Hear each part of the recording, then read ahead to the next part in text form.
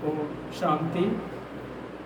आज 3 जून 2022 के ईश्वरीय महावाक्य सुनते हैं।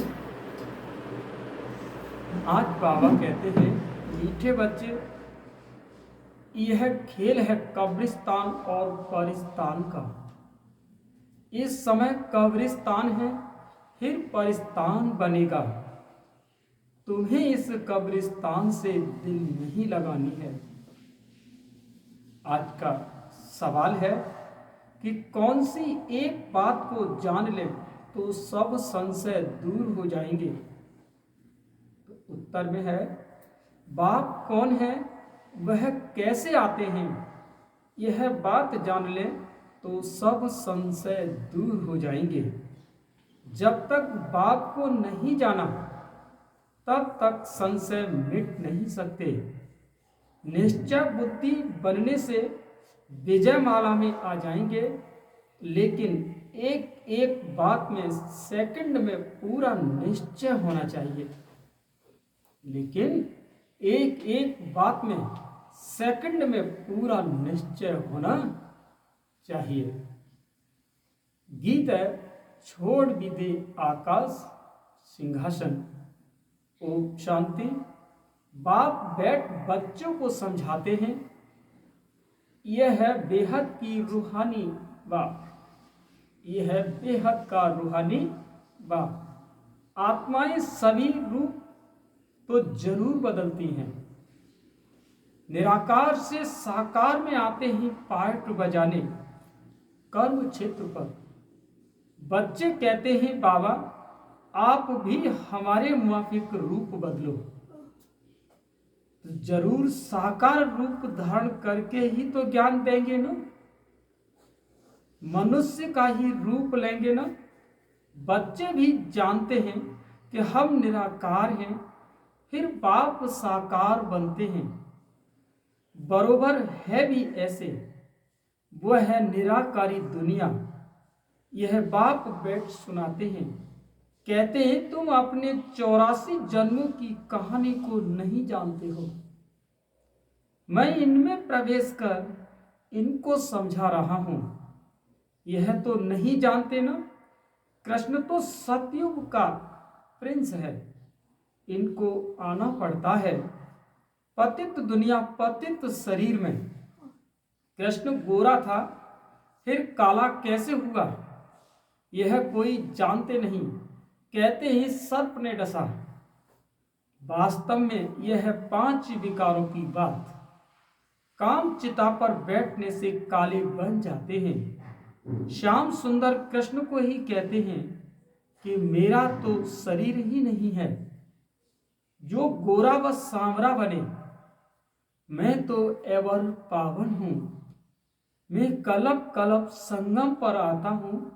जब कलयुग का अंत सतयुग का आदि होता है, मुझे ही आकर स्वर्ग की स्थापना करनी है। सतयुग है सुख धाम और कलयुग है दुख धाम। इस समय मनुष्य मात्र सब पतित है। सतयुग में लक्ष्मी नारायण के महाराजा महारानी की गवर्नमेंट को भ्रष्टाचारी तो नहीं कहेंगे। यहां सब हैं पतित। भारत स्वर्ग था तो देवी देवताओं का राज्य था। एक ही धर्म था, संपूर्ण पावन श्रेष्ठाचारी थे। भ्रष्टाचारी श्रेष्ठाचारियों की पूजा करते हैं। सन्यासी पवित्र बनते हैं तो अपवित्र उनको माथा टेकते हैं। सन्यासी को गृहस्थी फॉलो तो कुछ करते नहीं, सिर्फ कहते हैं कि मैं फलाना सन्यासी का फॉलोअर्स हूं। सो तो जब फॉलो करो, तुम भी सन्यासी बन जाओ, तब कहेंगे फॉलोअर। गृहस्थी फॉलोअर बनते हैं, परंतु वह पवित्र तो बनते नहीं। न सन्यासी उनको समझाते हैं और न वह खुद समझते हैं कि हम फॉलो तो करते ही नहीं, यहाँ तो पूरा फॉलो करना है माता और पिता को। गाया जाता है कि फॉलो फादर मदर और संग बुद्धि तोड़ना है, सभी देहधारियों से तोड़, मुझ एक बाप से जोड़ो तो बाप के पास पहुंच जाएंगे, फिर सतयुग में आ जाएंगे।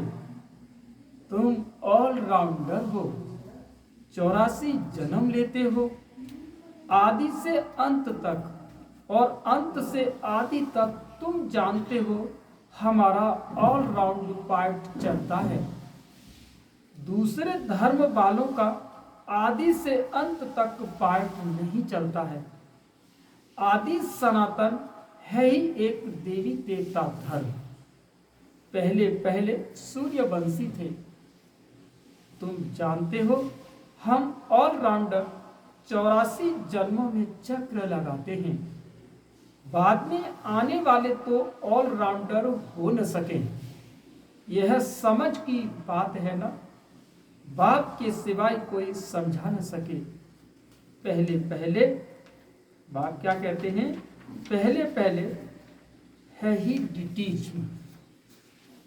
आधा कल्प सूर्यवंशी चंद्रवंशी राज्य चलता है।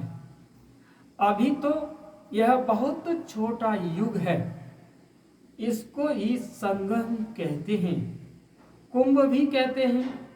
उनको ही याद करते हैं कि हे परम पिता परमात्मा, आकर हम पतितों को पावन बनाओ। बाप से मिलने लिए कितना भटकते रहते हैं, यज्ञ तप दान पुण्य आदि करते रहते हैं, फायदा कुछ भी नहीं होता। अब तुम भटकने से छूट गए हो। वह है भक्ति कांड, यह है ज्ञान कांड। भक्ति मार्ग आधा कल्प चलता है, यह है ज्ञान मार्ग। इस समय तुमको पुरानी दुनिया से वैराग्य दिलाते हैं, इसीलिए तुम्हारा यह है बेहद का वैराग्य, क्योंकि तुम जानते हो कि इस सारी दुनिया कब्रिस्तान होनी है। इस समय कब्रिस्तान है, फिर परिस्तान बनेगा। यह खेल है कब्रिस्तान परिस्तान का। बाप परिस्तान स्थापन करते हैं, जिसको याद करते हैं, रावण को कोई याद नहीं करते हैं। मुख्य एक बात समझने से फिर सब संशय मिट जाएंगे। जब तक पहले बाप को नहीं जाना है तो संशय बुद्धि ही रहेंगे। संशय बुद्धि विनशयंती, बरोबर हम सब आत्माओं का वह बाप है, वही बेहद का वर्षा देते हैं। निश्चय से ही विजयमाला में पिरो सकते हैं। एक एक अक्षर में सेकंड में निश्चय होना चाहिए। बाबा कहते हैं तो पूरा निश्चय होना चाहिए। बाप निराकार को कहा जाता है ना। ऐसे तो गांधी को भी बापूजी कहते थे, परंतु यहाँ तो वर्ल्ड का बापूजी चाहिए ना। वह तो है ही वर्ल्ड का गॉड फादर। वर्ल्ड का गॉड फादर वह तो बहुत बड़ा हुआ ना। उनसे वर्ल्ड की बादशाही मिलती है। ब्रह्मा द्वारा स्थापना होती है विष्णु के राज्य की। तुम जानते हो कि हम ही विश्व के मालिक थे। हम सो देवी देवता थे, फिर चंद्रवंशी, वैश्यवंशी, शूद्रवंशी बने। इन सब बातों को तुम बच्चे ही समझते हो। बाप कहते हैं इस मेरे ज्ञान यज्ञ में विघ्न बहुत पड़ेंगे। यह है रुद्र ज्ञान यज्ञ। इससे विनाश ज्वाला प्रज्वलित होती है।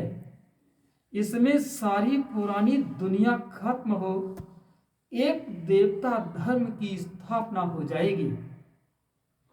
तुमको समझाने वाला बाप है। वह सच बोलते हैं, नर से नारायण बनने की कथा सुनाते हैं, यह कथा तुम अभी ही सुनते हो, यह कोई परंपरा नहीं चलती है। अब बाप कहते हैं कि तुमने 84 जन्म पूरे किए हैं, अब फिर नई दुनिया में तुम्हारा राज्य होगा। यह है राजयोग का ज्ञान, सहज राजयोग की नॉलेज एक परम पिता परमात्मा के पास ही है, जिसको प्राचीन भारत का राजयोग कहते हैं। बरोबर कलयुग को सतयुग बनाया था, विनाश भी शुरू हुआ था। मूसलों की बात है, सतयुग त्रेता में तो कोई लड़ाई होती नहीं, बाद में शुरू होती है। यह मूसलों की है लास्ट लड़ाई। आगे तलवार से लड़ते थे, फिर बंदूकबाजी चलाई, फिर तोप निकाली, अब बॉम्ब्स निकले हैं। नहीं तो सारी दुनिया का फिर विनाश कैसे हो। फिर उनके साथ नेचुरल कैलेमिटीज भी है, मूसलाधार वर्षा, फैमन, ये है नेचुरल कैलेमिटीज। समझो अर्थक्वेक होती है, उसको कहते हैं नेचुरल कैलेमिटीज। उसमें कोई क्या कर सकते हैं, कोई ने अपना इंश्योरेंस भी किया हो तो कौन और किसको देगा। सब मर जाएंगे, किसको कुछ भी मिलेगा नहीं। अभी तुम्हें फिर इंश्योरेंस करना है बाप के पास। इंश्योर भक्ति में भी करते हैं, परंतु वह अल्पकाल का रिटर्न मिलता है। यहाँ तो तुम डायरेक्ट इंश्योर करते हो। कोई सब कुछ इंश्योर करेगा तो उनको बादशाही मिल जाएगी।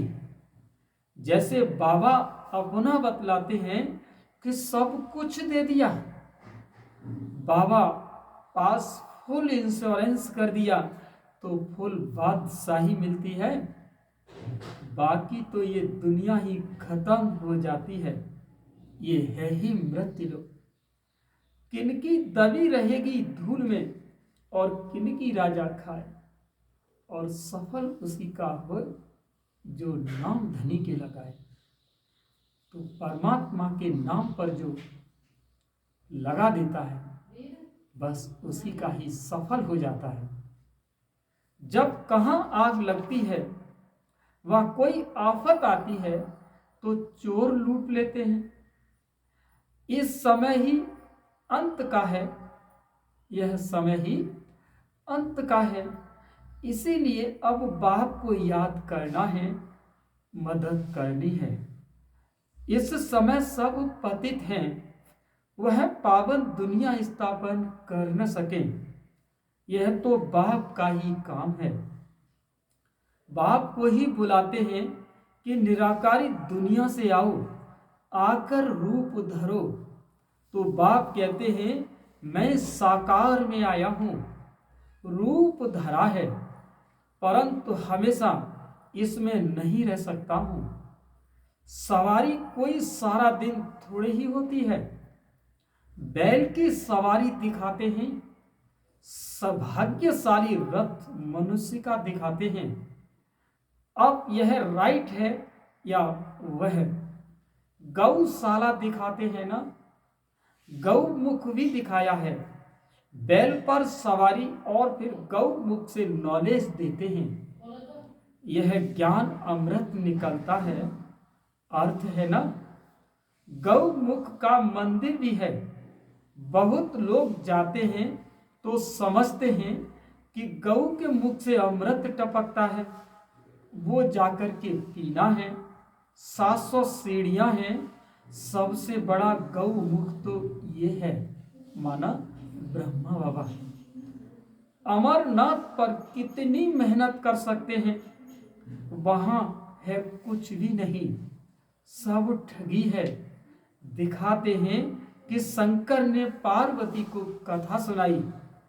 अब क्या पार्वती की दुर्गति हुई जो उनको कथा बैठ सुनाई। मनुष्य मंदिर आदि बनाने में कितना खर्चा करते हैं, बाप कहते हैं, खर्चा करते करते तुमने सब पैसे गवा दिए हैं। तुम कितने सॉल्वेंट थे, अब इनसॉल्वेंट बन गए हो। फिर मैं आकर तुम्हें सॉल्वेंट बनाता हूं। तुम जानते हो, बाप से हम वर्षा लेने आए हैं, तुम बच्चों को दे रहे हैं।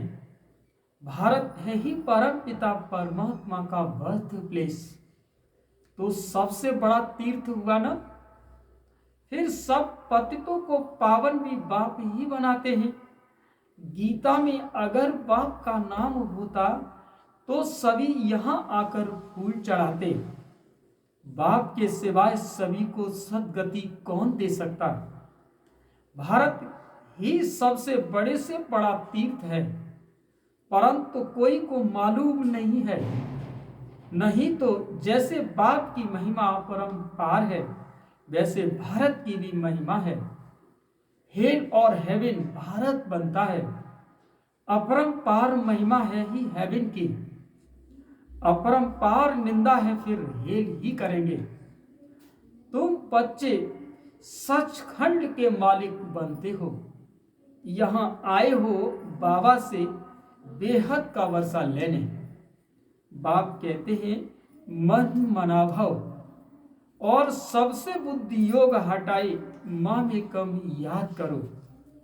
याद से ही पवित्र बनेंगे। नॉलेज से वर्षा लेना है। जीवन मुक्ति का वर्षा तो सबको मिलता है, परंतु स्वर्ग का वर्षा राजयोग सीखने वाले ही पाते हैं। सदगति तो सबकी होनी है ना, सबको वापस ले जाएंगे। बाप कहते हैं, मैं कालों का काल, मैं कालों का काल हूं। महाकाल का भी मंदिर है ना। बाप ने समझाया है कि अंत में प्रत्यक्षता होगी, तब समझेंगे कि बरोबर इन्हों को बतलाने वाला बेहद का बाप ही है। कथा सुनाने वाले अगर कहें कि गीता का भगवान कृष्ण नहीं शिव है, तो सब कहेंगे कि इनको भी बीके का भूत लगा है। इसीलिए इन्हों का भी टाइम अभी टाइम नहीं है। पिछाड़ी में को मानेंगे, अभी मान लेवे तो उन्हों की सारी ग्राहकी चली जाए, माना दुकानें ठप हो जाएंगी। अच्छा, मीठे मीठे सिक्की लदे बच्चों पर माँ पिता बाप दादा का याद प्यार और गुड मॉर्निंग। रूहानी बाप की रूहानी बच्चों को नमस्ते, और रूहानी बच्चों की रूहानी माँ पिता बाप दादा को याद प्यार गुड मॉर्निंग, नमस्ते नमस्ते नमस्ते। धारणा के लिए मुख्य सार नंबर पहला पॉइंट, और सब संग तोड़ माँ पिता को पूरा पूरा फॉलो करना है।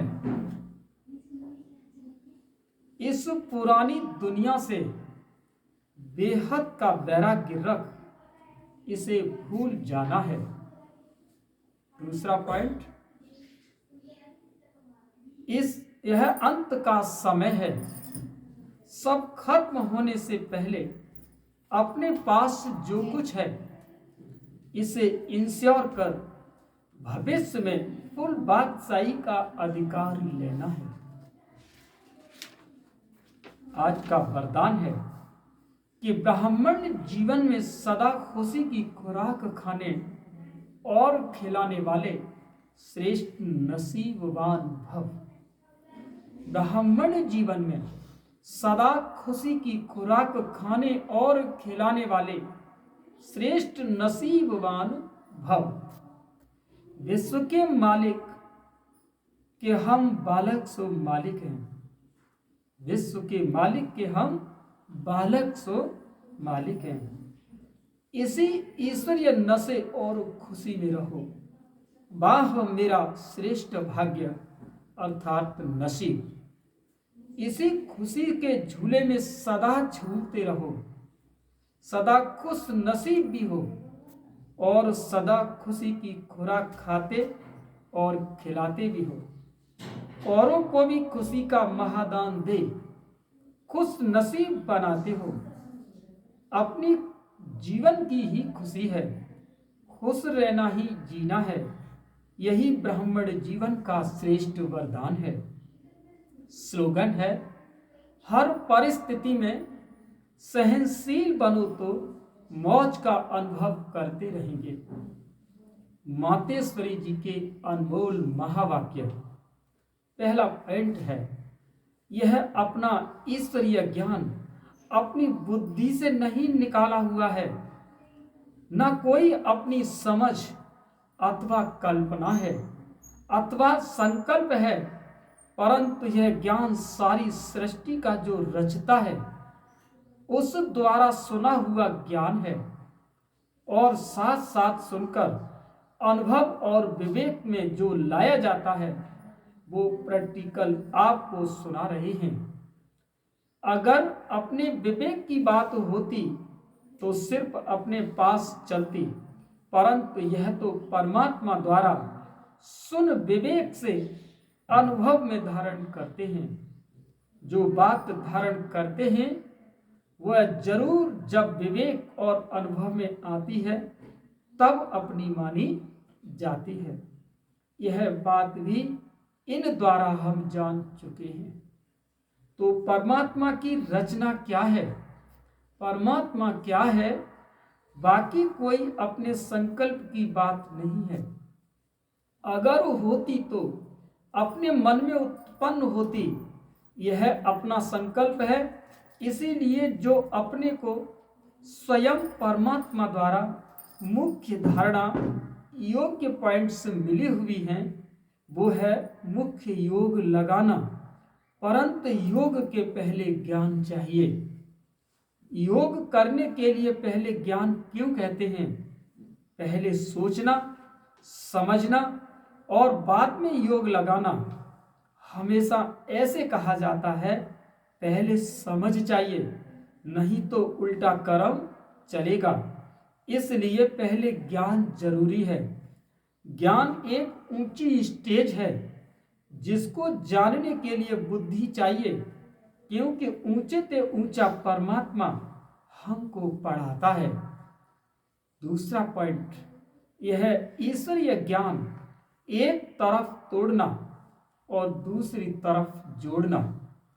एक परमात्मा के संग जोड़ो, जिससे शुद्ध संबंध से हमारे ज्ञान की सीढ़ी आगे बढ़ेगी, क्योंकि इसी समय आत्मा कर्म बंधन बस हो गई है।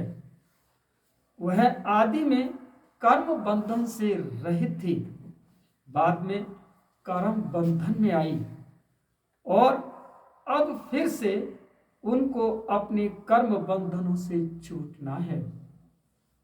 अब अपने कर्मों की बंधाएमानी भी न हो और कर्म करना अपने हाथ में रहे। माना कर्म पर कंट्रोल हो तब ही कर्मों की बंधाएमानी नहीं आएगी। इसको ही जीवन मुक्ति कहते हैं। नहीं तो कर्म बंधन में चक्र में आने से सदा काल के लिए जीवन मुक्ति नहीं मिलेगी। अब तो आत्मा से पावर निकल गई है और उनके कंट्रोल बगैर कर्म हो रहे हैं, लेकिन कर्म आत्मा से होना चाहिए और आत्मा में जोर आना चाहिए और कर्मों को इस स्थिति में आना चाहिए जो कर्मों की बंधाएमानी न रहे। नहीं तो मनुष्य दुख सुख के लपेट में आ जाते हैं, क्योंकि कर्म उन्हों को खींचता रहता है। आत्मा की शक्ति उस पावर में आती है जो कर्मों के बंधाएमानी में न आवे। यह है रिजल्ट। इन बातों को धारण करने से सहज हो जाएगा। इस क्लास का मकसद यही है। बाकी अपने को कोई वेद शास्त्र पर डिग्री हासिल नहीं करनी है। बल्कि इस ईश्वरीय ज्ञान से अपने को अपनी जीवन बनानी है। बल्कि इस ईश्वरीय ज्ञान से अपने को अपनी जीवन बनानी है, जिस कारण ईश्वर से वो शक्ति लेनी है। अच्छा, ओम शांति।